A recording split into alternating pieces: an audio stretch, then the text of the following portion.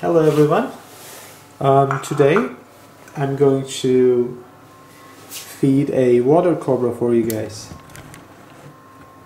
Now these used to be in the genus Boulengerina. Now they are in Naja or Naja, and they usually eat fish, but I have a pair of babies that I switched to mice, and let's start with one. Actually, I will just feed one today as the other one is in shed. Alright, I'll get the animal first. This is an unnamed species from Congo. It's not any of the three known species, and this animal is very docile. They hardly ever food. As you can see, I'm just pissing her off, but she doesn't try anything.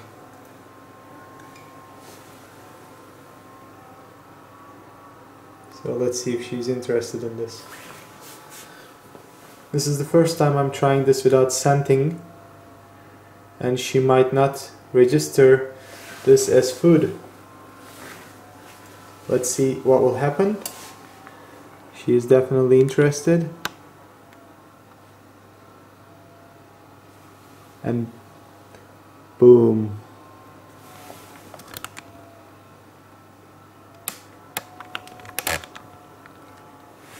There you go. Even though I did not scent this mouse, she actually did not care.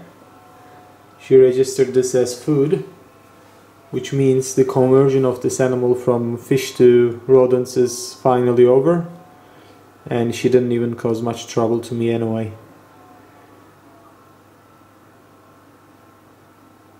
The good thing is I even fed her some fish the other day, and now right after eating that yummy tasty piece of fish, she is still eating mouse without any scenting. So it means I really don't need to worry about her feeding from now on.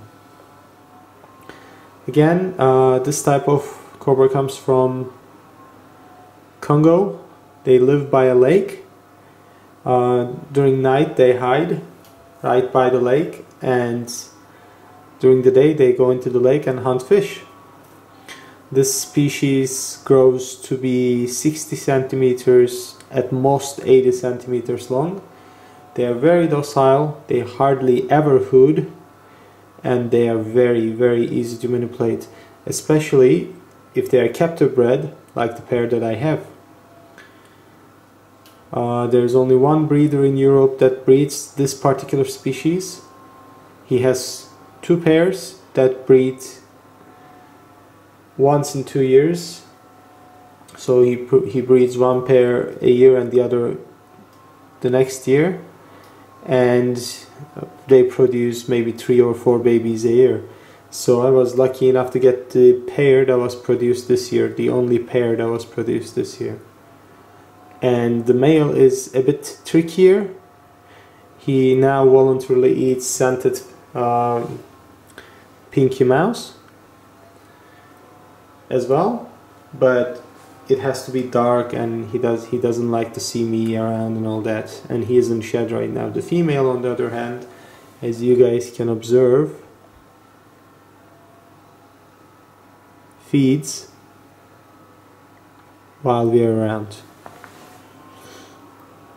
Now, to keep in mind, these animals are specialists to eat fish, so they are not used to the texture of mice. At least they are not evolved in a way to be able to eat scaleless animals. So it's difficult for them to swallow the animal. Normally an elapid is quite quick in eating, but these guys unfortunately struggle a bit. Again, due to the fact that this is not their natural prey item. Now, I can feed them fish all their lives. I have feeder fish available, and I will give these guys fish occasionally for sure, to be able to provide the necessary fish oils in their diet, etc. But I also want them to be able to eat mice, as mice is a very staple diet that can be offered to captive reptiles, and they digest it well without a problem. The deal is, they will never be able to eat very big animals, so they will eat pinkies for a long while, and then fuzzies, and then they'll probably get to hoppers and stop there. So the initial stage would be feeding them pinkies.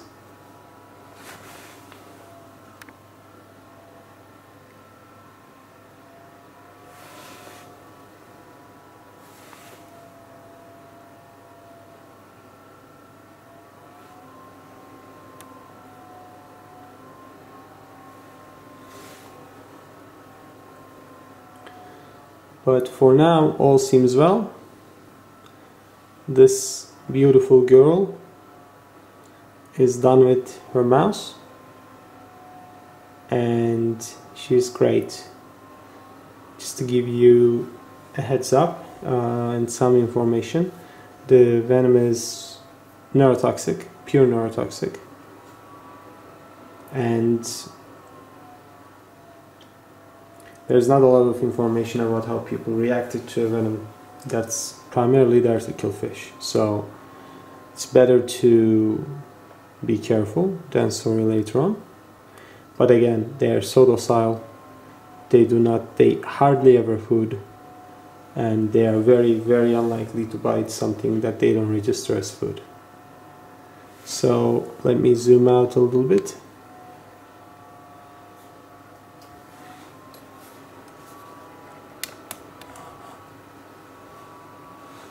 As you can see, she is all done with the swallowing part. Now I will just change the substrate and let her sleep it off. Just to give you a little more information, their setup is a bit less naturalistic since they are in these plastic cups. Just providing them just with wet substrate is not good because it restricts airflow and can cause respiratory illness. So I have a box filled with moss in their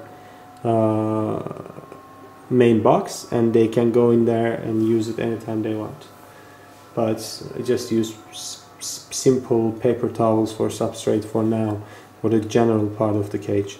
When they are bigger, when they would go to a main cage, I'm planning to give them a nice setup with a majority of water area. Alright, I hope you guys liked her.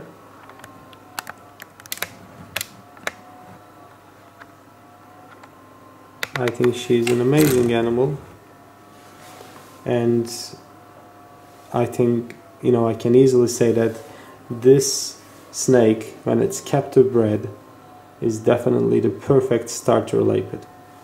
Alright, now she's interested in moving around, so thank you and take care. Bye. Hello everyone. Now, in contrast to the mouse feeding that I showed you guys, here is the same snake eating a piece of fish. As I explained to you, these water cobras are fish feeders in the wild, and as you can see, it's having a much easier time swallowing a piece of fish compared to mice. I often give these guys a piece of fish because since they are fish feeders, I assume that they need those nice omega-3 fatty acids and all that are found in the fish, but not in mice. And I think it's very necessary for these snakes to get the full nutritional benefit of what they're eating. It's good to mimic the natural environment It may be inconvenient to have frozen fish at home, and you know, frozen mice is widely available. It's still good for the animal to consume its regular food, so I think it's a keeper's responsibility to provide that. Now next time I'm gonna show you guys how these things act when they have a piece of fish, because they grab the fish and shake it around. It's really funny. They don't have the same response to mice, so I assume that this is something special for the fish.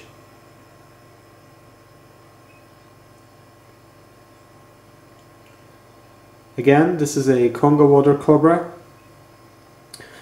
and the undescribed species coming from a lake in Congo, and I think they're amazing animals.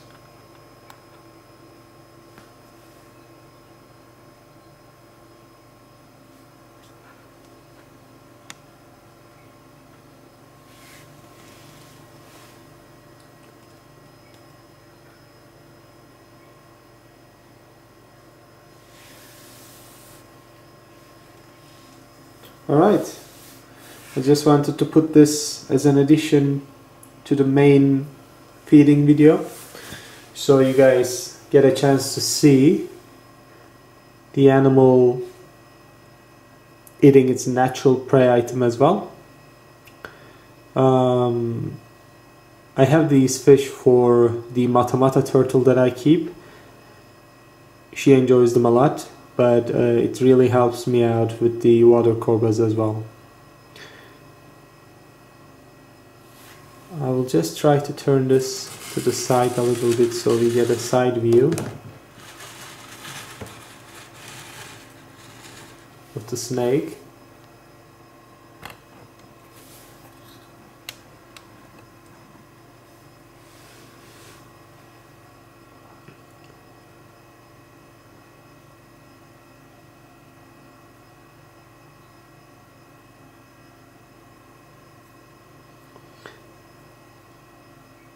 As you can see, each and every scale that the snake has is dotted with a brown or light brown or white point, which gives a very interesting appearance to the snake itself.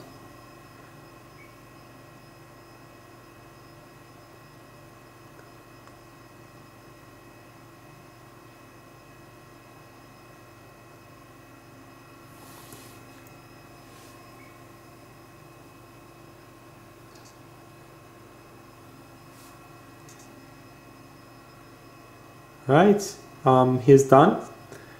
I hope you guys enjoyed it. Have a good day. Bye.